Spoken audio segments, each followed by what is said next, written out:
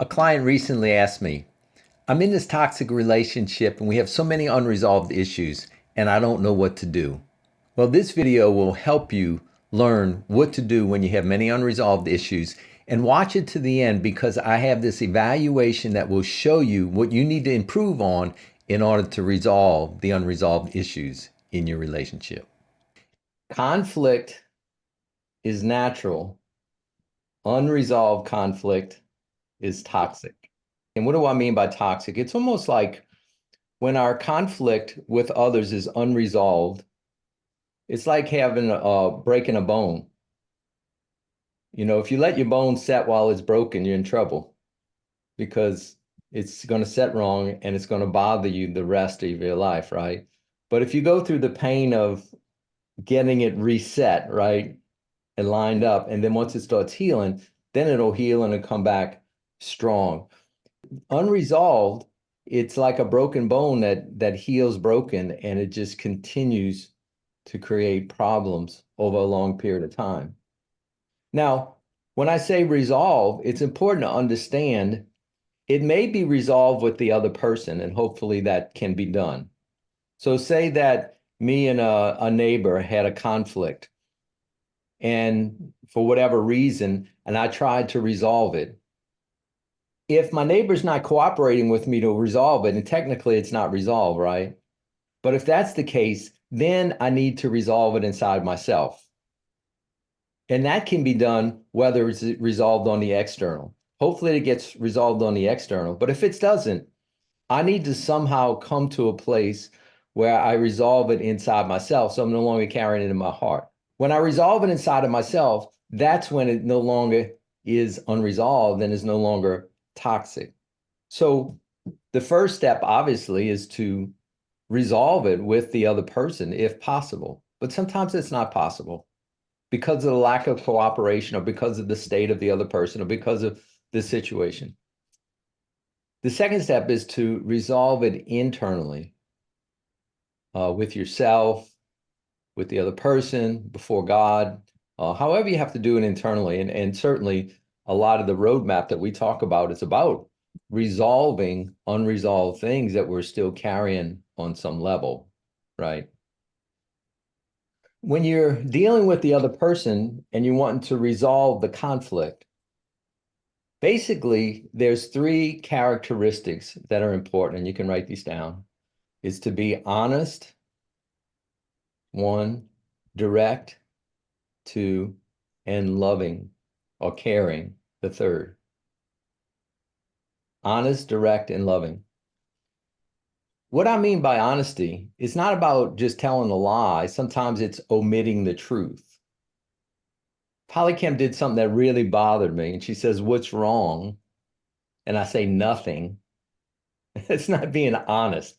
Now, I know I don't have to discuss everything that bothers me with her, but there is a certain transparency that's, I was hurt about something and I'm working through it. Or yes, this is what's bothering me, right? That would be an honest way. So honesty has to do with having a certain level of transparency in relationships with those around us and having a voice about that. It's not necessarily lying per se, but it's kind of white lies, right? When I say, she says, what's wrong? And I say nothing. That's somewhat of an untruth, right? Secondly is direct, and direct as opposed to indirect.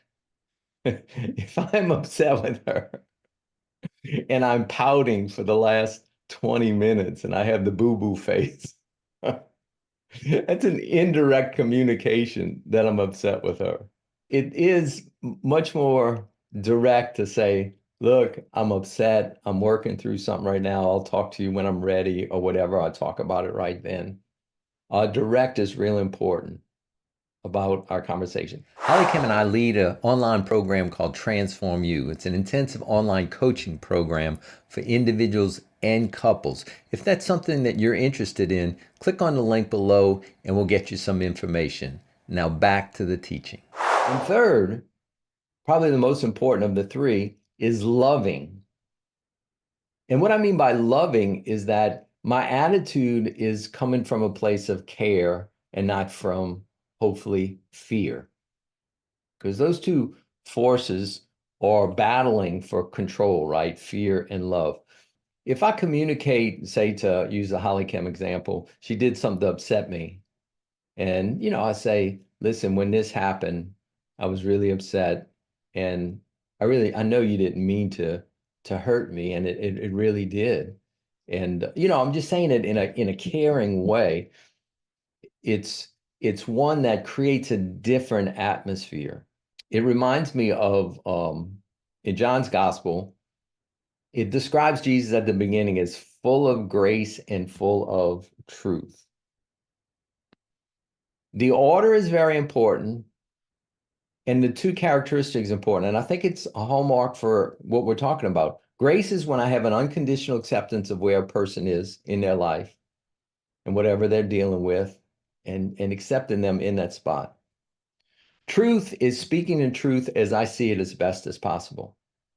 If in my relationships, I'm just graceful and I'm caring and unconditionally caring, but I don't speak the truth, then I can move into enabling, right?